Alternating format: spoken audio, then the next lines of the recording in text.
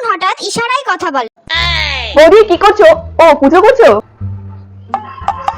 ও ঠিক আছে, তোমার পুজো কখন হবে? কি একটু পর? আচ্ছা ঠিক আছে, তোমার পুজো হলে আমাকে দেখো, তোমার সাথে কিছু কথা আছে। কি বলছো বুঝতে পারছি না তো। চলো যাবো, কোথায় যাবো?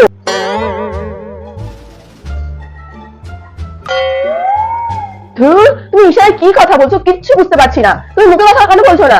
আজকে কি তোমার মৌনব্রত?